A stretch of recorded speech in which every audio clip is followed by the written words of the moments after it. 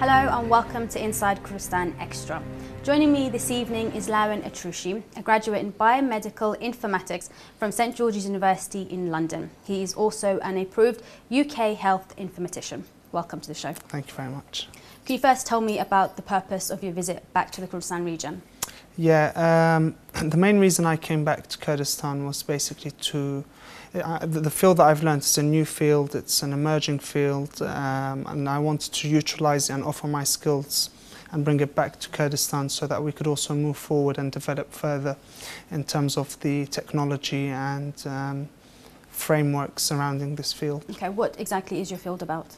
Bioinformatics is basically a field, it's in terms of healthcare, you design and develop healthcare systems to make it more efficient and more effective with the aid of advanced technology such as electronic health records, policy making at a strategic level, so the use of information, but what is the value of that information and creating value strategically. Okay, you've been here for about 2 weeks now, I think. You've had a lot of meetings. How have they all gone? What have you seen so far since on your visit here? The meetings have been very successful. I've been honoured and privileged to meet a wide range of individuals, from ministers and from actual patients, doctors, nurses. It's been very exciting, it's been eye-opening, it's been nice to see how the system is in Kurdistan from two different perspectives, from the government's perspective, from the patient's perspective, from the minister's perspective, and from an external perspective. So it's always nice coming from an outside and getting a wide view of all the different perspectives. So you mentioned you've seen a number of perspectives. Then how would you evaluate the current health system in the Kurdistan region based on what you've seen and your interaction with a variety of people? In terms of healthcare system in itself, as with any system internationally, there will always be flaws. There's always room for improvement. It's the same with Kurdistan. Kurdistan is developing, Kurdistan is emerging, so there are bound to be some flaws. With the Kurdistan region, there is a lot of room for improvement. So my evaluation is that it is moving forward, but there is still room for improvement. For example, I could give an example if you wish. Yeah, where do you think the flaws lie? Okay, the flaws could be split into different sectors. For example, one of the sectors would be a culture sector. So there is a culture shift which needs a specific program to correct, such as the culture of the Kurdish mentality is quite different. In what regards? In the sense that in terms of the actual culture towards medicine, towards doctors, towards treatment of medicines, it's quite new in the sense that there are now drugs, there are now a wide range of medicines on the market. You've got a wide range of different clinics on the market. So the mentality is quite different in the sense, and when choosing what treatment is best for them, there is no, and it's also there's a lot of it based on traditions. So you don't think that, you think the current mindset is that they're not overly welcoming of new technologies or of new medicines, they're going with more traditional, possibly not medicinal treatments? No, they are welcoming of technology, but I think the traditional treatment or cures is always at the back of their minds. For example, I could say that a patient, I could say my grandmother, for example, she will go to the hospital with a headache and or with an infection that may not require some antibiotics, and the doctor will say, I'm not going to prescribe you any antibiotics because it will cause resistance. Go home, have some rest, and you'll feel better. My grandmother's reaction would be, so I've come all this way and you're not giving me any medicine, so therefore you're a bad doctor. Okay. So there is that cultural difference which also needs to be corrected, but that comes in from educating people further in terms of perhaps having national campaigns on different illnesses, different diseases, different classifications. But would this have to start at a very basic level, maybe in the schools, and then possibly, obviously, with medical students to teach them this ethic, perhaps?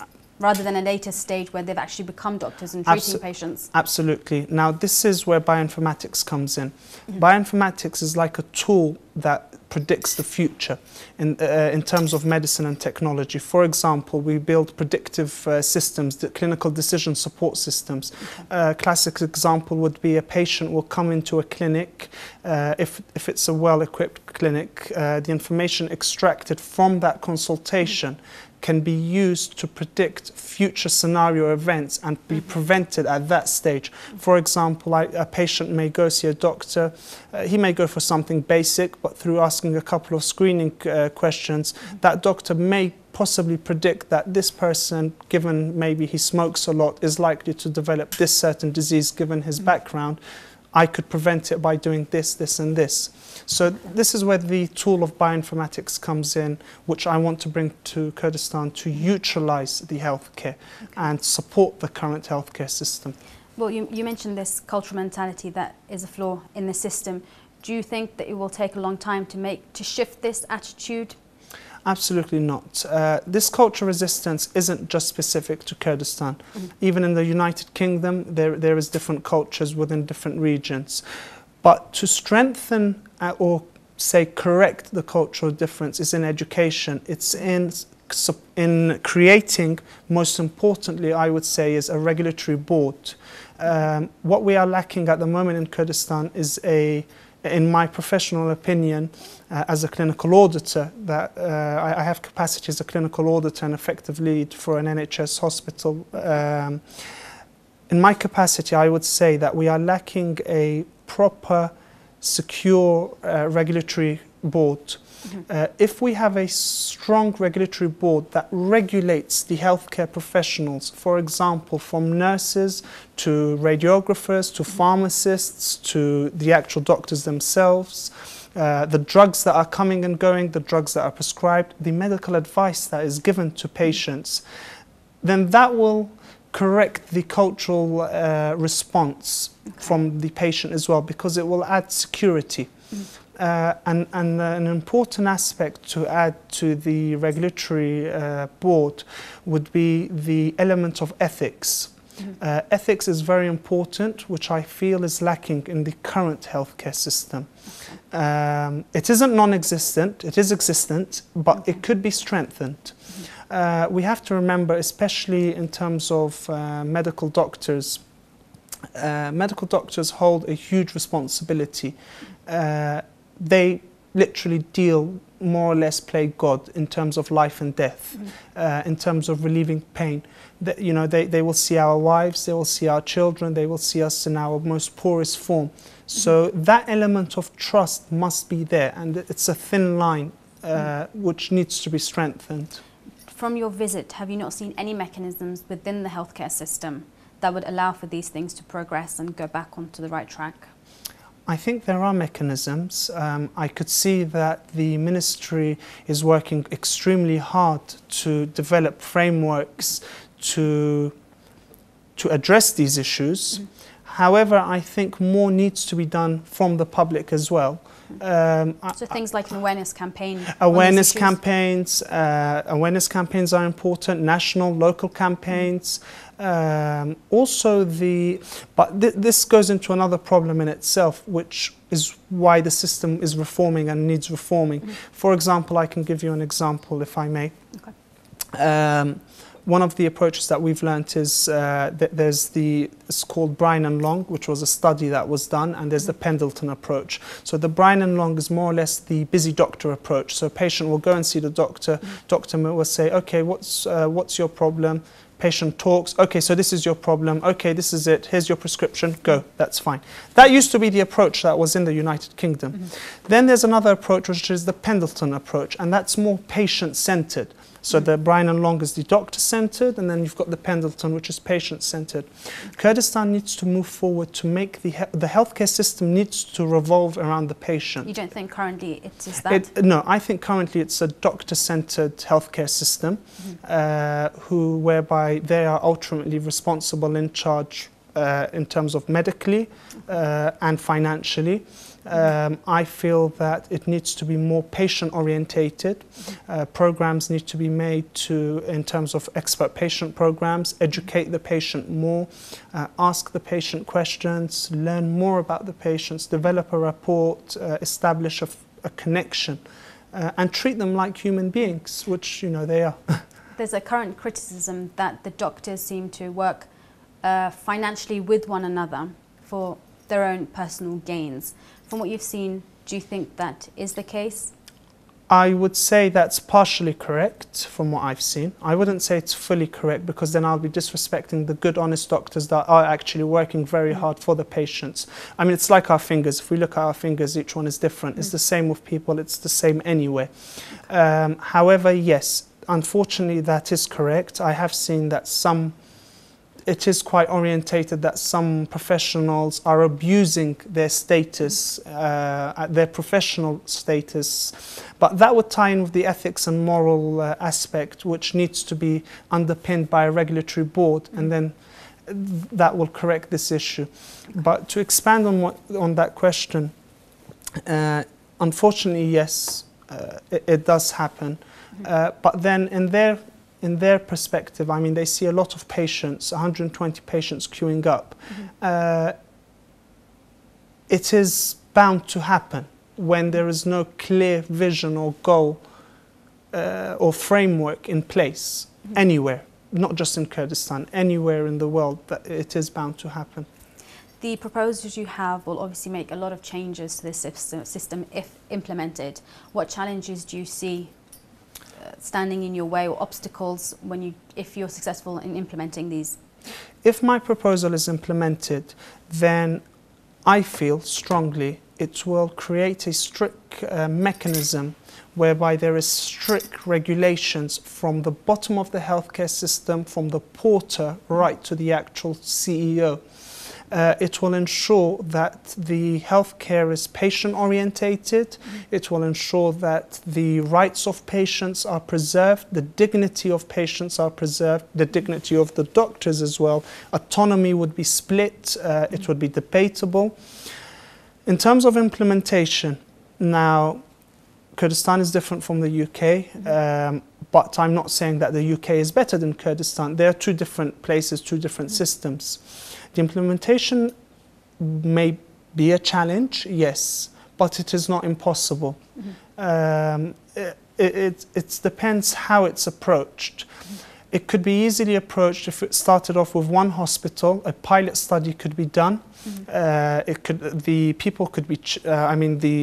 pilot study can examine explicit criteria, measure the effectiveness against explicit criteria, and from the explicit criteria reach a conclusion into how to implement the system. For example, a typical example, if I relate back to my experience as a clinical auditor, I work in critical care and surgery. We were going to change the system as well, because healthcare is performance orientated as well. The hospital at the end of the day has to perform financially in order to facilitate the treatments. It's not a charity. Even if it's a government hospital, this is universal within the world. There was resistance to change, but you need to target that resistance, and one of the strategies that I undertook was to go and understand the root cause of why there is resistance to change, why there is resistance to implementation. For instance, I saw that most of the nurses at the time, some of them didn't understand. They would say they understand because of the culture of not showing that you don't know, especially in a healthcare setting. So I took them one by one and tried to gauge what was wrong and what they didn't understand, and we designed a campaign that was tailor-made to fit all capabilities and aspects. It's the same in Kurdistan. If you go into a hospital, you will have state-of-the-art technology. I mean, Kurdistan has invested, and I can openly state the hospitals have invested in state-of-the-art technology. But if they don't know how to use it, it's worthless. and they will not admit that they don't know how to use it. And I mean, that's with everyone. It's normal human nature. You're not going to say, you know, you've studied, so you'll say, yes, I know how to do it, and you know, you'll probably make an excuse, or you will avoid it. It's as a child, you know, I found mathematics hard, or if somebody finds a subject hard, you just avoid it and make an excuse and you carry on. It's the same with people. If there's a clear program tailored at educating, following up, then the implementation is not impossible. Okay, well, we've spoken a bit about the healthcare system. Doctors, what about medicines that are available to patients here? Quite honestly, as an approved health informatician and looking at quality of care, I can say I am quite appalled at the current medications on the market, the regulation of medicines on the market, medicine, food. However, it is very difficult, and I know that there are strategies, of course, in place to review these and correct these. But the examples I give, for example, you know, my uncle was ill the other day, and he went to the shop next to my house, and I was like, "Where are you going?" He's like, "I'm going to get some medicine."